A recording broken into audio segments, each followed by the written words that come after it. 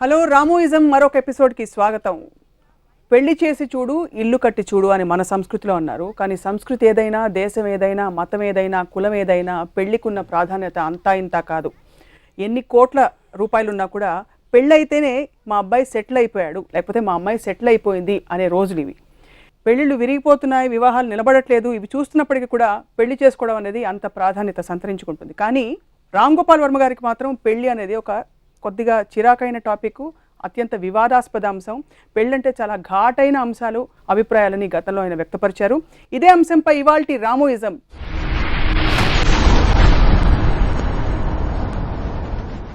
Let's see what he has to say on this. Varma garu, పెళ్లి చేసి చూడు అని మీరు అన్నారు. పెళ్లి జరిగిన తర్వాత ఏమవుతుందో చూడని నేనంట. అది కన్వీనియంట్గా దాన్ని దాటేస్తారు. ఈ పెళ్లి చేసి చూడని పెద్దలు పెళ్ళి అయిన తర్వాత ఏం జరుగుతుందో ఆ టాపిక్ ఎప్పుడు ఎత్తరు, అది మెయిన్ పాయింట్. ఇందులో షాక్ అవడానికి అంతే ఉంది శ్రేయ. పెళ్లికి ముందు రెస్పాన్సిబిలిటీస్ అనేవి ఉండవు. చేసేవన్నీ చేసేయటం అప్పుడప్పుడునా? అర్థం లేకుండా మాట్లాడకు శ్రేయ. ఇలానే అయితే ఏదో ఒక రోజు నన్ను నేను చంపుకోవాలి. నీతో ప్రాబ్లం ఏంటంటే నాకున్న ప్రాబ్లమ్స్ అర్థం చేసుకో. You know something Apoor, I don't love you anymore. అసలు నీతో ఇన్నాళ్ళు ఎలా ఉండగలిగానా అనిపిస్తోంది.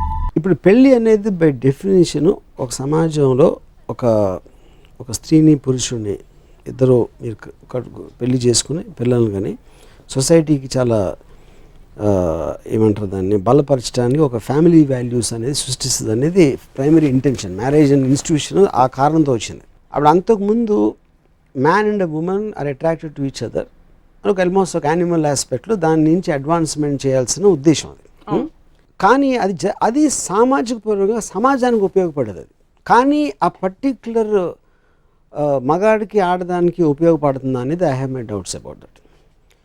ఇంకోటి, పెద్దలు తొందరగా పెళ్లి చేసేయాలి పిల్లలకి అనేది, భోజనం అయిపోయింది గిన్నెలు కడిగేసి పెడితే పని అయిపోతుంది అనే మెంటాలిటీలో ఉంటారని నా ఫీలింగ్. వాళ్ళు ఒక ఏజ్ రాగానే ముందు గబగబా పెళ్లి చేయాలంటే ఒక పని అయిపోతుంది. రోజు ఉద్యోగానికి వెళ్తున్నారు, పొద్దున్న లేస్తున్నారు, పళ్ళు దొంగ బ్రేక్ఫాస్ట్ తింటున్నారు, లంచ్ తింటున్నారు, నిద్రపోతారు. మళ్ళీ అదే జరుగుతూ ఉంటుంది. అప్పుడప్పుడు ఇలాంటి ఈవెంట్స్ వస్తాయి. సో పెళ్ళి అనేది ఒక మేజర్ టర్నింగ్ పాయింట్ పేరెంట్స్కి అది వచ్చేది. దాని తర్వాత అయిపోయిన తర్వాత జరిగేదానికి మోస్ట్ ఆఫ్ ద టైం ఇందాక చెప్పినట్టు సైలెంట్గా ఉంటారు. సో వాటిలో ఉన్న ఇన్సిడెంట్స్ నా ఎక్స్పీరియన్సెస్ అవ్వచ్చు, వేరే వాళ్ళ ఎక్స్పీరియన్సెస్ అవ్వచ్చు, ఆ బేసిస్ మీద చేసిన కామెంట్లు అయినాను అంతే. మీ స్వానుభవంతో? నా స్వానుభవం ఒకటే కాదు, ఇంకా చాలా. ఇప్పుడు నన్ను ఎవరో అడిగారు, క్వశ్చన్ ఏంటంటే మీ పెళ్ళి ఎందుకు విరిగిందంటే కారణం ఏంటంటే, కారణం చాలా సింపుల్. నా భార్యకి చెడ్డ మొగుడు దొరికాడు. So in effect what I'm saying, అది జరగటం అనేది, అసలు నేను పెళ్లి చేసుకోకపోవటం అనేది, చూసుకుని అది వర్కౌట్ అవ్వకపోవడం అనేది కంప్లీట్లీ నా ఫాల్ట్. అనేది అపాలజీగా చెప్పట్లేదు, డిఫెన్స్గా చెప్పట్లేదు. I'm saying it is a matter of statement అంతే. కేసు క్లోజ్ చేయడం చెప్పట్లేదు. అంటే మళ్ళీ ఎందుకు, ఏమిటి, మీరు ఎందుకు ఇలా ఉండలేకపోయారు, అలా అది ఎందుకంటే ఇట్స్ హ్యూమన్ రిలేషన్షిప్ అనేది ఫీలింగ్కి సంబంధించి. మీరు ఫీల్ అయ్యారా లేదా? ఇప్పుడు నాకు తెలిసిన ఒక అమ్మాయి ఈ మధ్యన తను పెళ్లి చేసుకుని 2 monthsలో తను విడిపోయింది. ఎందుకు అంటే ఆడంటే నాకు హీస్ ఎ బోరింగ్ పర్సన్ అని చెప్పి. అంటే అది ముందు తెలీదా ఏ సందర్భం, అదే arrange marriage. I mean to an extent. ఇప్పుడు మనం ఏమనుకుంటాం, ఏదో ఇర్రికన్సిబుల్ డిఫరెన్స్ వచ్చేసి, లేకపోతే థర్డ్ పార్టీ ఉంది, లేకపోతే ఇదేదో ఉంది, సీరియస్ కారణాలు మనం ఎదుగుతాం ఒక భార్యాభర్తలు విడిపోయినప్పుడు. కానీ అది ఇంత తేలిగా ఉంటుందని ఇప్పుడు, కానీ అది యాక్చువల్గా బిగ్గెస్ట్ కారణం. ఒక మనిషితోటి ఒక రూఫ్ కింద బోరు కొట్టించే మనిషితోటి జీవించడం కన్నా నరకం యముడు కూడా క్రియేట్ చేయలేడు. అదొక ఆస్పెక్ట్. రెండోది, ఫ్రీడమ్ అనేది మనిషికి చాలా అత్యంత ముఖ్యమైనది. తను లేచినప్పటి నుంచి నిద్ర వరకు తను ఏమనుకుంటాడో అది చేయగలగటం అనేది ఎక్స్ట్రాడినరీ ఒక వరం లాంటిది ఏ మనిషికైనా కూడా. పెళ్ళి అనే వ్యవస్థ దాన్ని తీసి పడేస్తుంది టోటల్గా. So anything which is against freedom, personal freedom అనే దానికి ఏ వ్యవస్థ అనే అగెయిన్స్ట్ ఉన్నప్పుడు నేను దానికి అగెయిన్స్ట్. మరి బిల్ గేట్స్, మెలిండా గేట్స్ ఎలా కలిసి ఉన్నారు? అదే నేను అలా అడగండి, 100,000 మంది ఉన్నారండి, అది నేను కాదంటలేదు. కానీ పాయింట్ ఏంటంటే లోపల ఏం జరుగుతుంది అన్న దాని మీద పాయింట్. లోపల ఎవరికి తెలియదు కదా, లోపల అందరికీ తెలిసి ఏం జరుగుతుంది. మోస్ట్ ఆఫ్ ద టైం నాకు తెలిసిన వాళ్ళు ఐదర్ దే రిజైన్, ఇంకా అయిపోయింది, ఏం చేస్తాం, విడిపోయారు. ఇందాక మీరే చెప్పారు చాలామంది విడిపోతారని కూడా. లేకపోతే పిల్లలు పుట్టేసి అక్కడి నుంచి డైవర్ట్ చేసి ఆ పిల్లల్ని పెంచడం పోషించడం అలాంటి దాంట్లో పడతారు. లేకపోతే జాబ్ మీద కాన్సన్ట్రేట్ చేయడం, లేకపోతే ఇంకేంటి ఇప్పుడు చేసేది అనేది ఒక వైరాగ్య ధోరణి దాంట్లో ఉంటుంది. కొంతమంది మీరు అన్నట్టు చాలా హ్యాపీగా ఉండొచ్చు. నేను లేరు అందరూ అన్హ్యాపీగా ఉంటారని నేను చెప్పట్లేదు. నేను I'm making a comment on the system అంతే.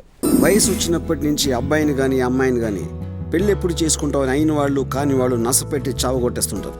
కుటుంబంలో ఉండే తల్లిదండ్రులు ఇంకా తాతయ్య అమ్మమ్మ అన్నయ్య వదిన లాంటి వాళ్ళు భోజనాలు అవ్వగానే ప్లేట్లు కడిగి అల్మారాలో పెట్టినట్టు వయసు రాగానే పెళ్లిళ్ళు చేసి చేతులు దులుపుకోవాలనుకుంటారు.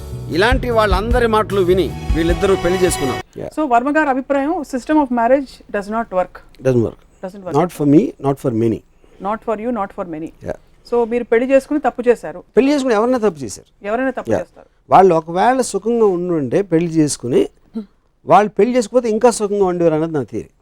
మరి ఈ కోట్ల మంది ఎవరైతే సంతోషంగా ఉన్నారా అది నాకు తెలియదు. మన సపోజిషన్ చేస్తున్నది. అంటే మీకుండే ఫ్రీడమ్ అందరికీ ఉంది కదా. సో వాళ్ళకి బాగాలేకపోతే వాళ్ళు బయటకు వచ్చి చెప్పట్లేదు. ఎందుకంటే ఇప్పుడు అంటే నేను ఒక చిన్న ఎగ్జాంపుల్ చెప్తాను. నాకు చాలా క్లోజ్ ఫ్రెండ్ ఒక యాక్టర్ బాంబేలో, తను ఒక అమ్మాయిని పెళ్లి చేసుకున్నాడు.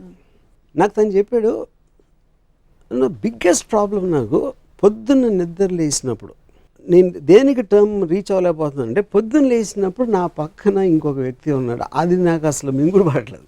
ఎందుకంటే అన్ని రోజులు ఒంటరిగా పడుకున్నాడు బెడ్ మీద. సడన్గా కట్ చేస్తే ఇప్పుడు ఇంకొక పర్సన్ ఉన్నారు బెడ్ మీద. తను ఏమంటే పొద్దున్న నాకు టీవీ చూడటం ఇష్టం, ఒక గంట న్యూస్ ఛానల్స్ అన్నీ చూస్తాను. తనేమో తన లైఫ్లో ఏమో జరుగుతుందో చెప్పడం తనకి ఇష్టం. నాకే దాని మీద ఇంట్రెస్ట్ లేదు. కానీ నా భార్య కనుక చెప్తాను కాబట్టి నేను చచ్చినట్టు కొడతా ఉంటాను. నా చెవులు ఏమో ఎక్కడ ఉంటాయి. ఈ కాంట్రడిక్షన్ అనేది నాలో స్ట్రెస్ క్రియేట్ చేస్తుంది. అప్పుడు తను సడన్గా ఒక క్వశ్చన్ అడుగుతుంది. ఆ క్వశ్చన్ నేను ఆన్సర్ చెప్పకపోతే నేను చెప్పిన మాట వింటలేదా అంటుంది. దీని మీద మాకు స్టార్ట్ అవుతుంది. ఇదేంటిది, ఇద్దరు కలిసి ఒక పర్టికులర్ సిచ్యువేషన్ అనుకుని దాంట్లో కూర్చుని they are conflicting with each others interest. ఎందుకంటే మీ సెన్సిబిలిటీ వేరు. అప్పుడు మీ ఇష్టం లేకపోతే వేరే పనికి వెళ్ళిపోతాను. సప్న నేను కలిసినప్పుడు నాకు ఇష్టం వచ్చినంతసేపు నేను మాట్లాడి వెళ్ళిపోతాను. సప్న కూడా అదే చేస్తుంది. రాము ఇంట్రెస్ట్గా ఉన్నప్పుడు ఉన్నాడు, లేకపోతే వెళ్ళిపోయింది. కానీ పెళ్లి చేసుకుంటే చచ్చిన రూమ్లో ఉండి ఇష్టం ఉన్నా లేకపోయినా భరించుకుంటూ పోవాలి. సో ఆ సపరేషన్ ఆఫ్ ఫ్రీడమ్ ఉన్నది మన లైఫ్లో మనకున్న అమూల్యమైన టైము, మన ఎనర్జీ, మన ఎఫర్టు అనవసరంగా కేవలం ఆ ఇన్స్టిట్యూషన్ ఉన్నాం కాబట్టి వేస్ట్ చేస్తున్నాం అండ్ బాధని సహిస్తున్నాం. That is the point. నాలో ఏం నచ్చలేదో చెప్పు.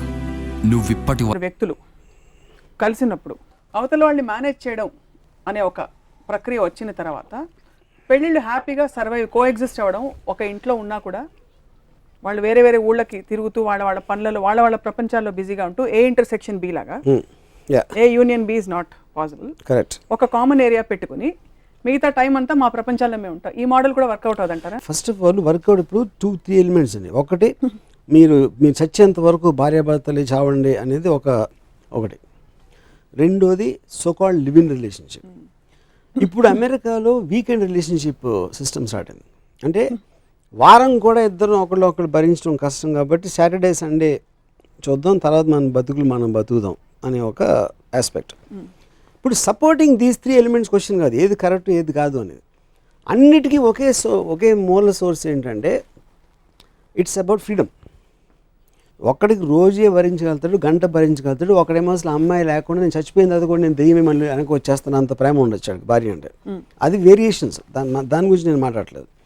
నేను ఫండమెంటల్ సోర్స్ ఒక అవుట్ సైడ్ సిస్టమ్ని ఇద్దరిని బంధించేసి ఆ పెళ్లి పేరుతోటి ఒక ఇంట్లో నలిపేయటం అనేది కరెక్ట్ కదా. గాల్లో తేలిపోతున్నట్టుందిరా. నేను ఆ అబ్బాయిని ఇష్టపడుతున్నాను. నేను ఒక అమ్మాయిని ప్రేమిస్తున్నానమ్మా, పెళ్లి చేసుకోబోతున్నాను.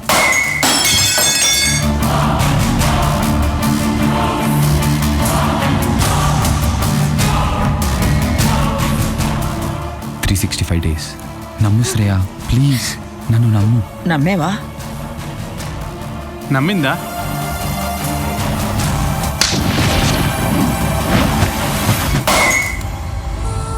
అపూర్. శ్రేయ.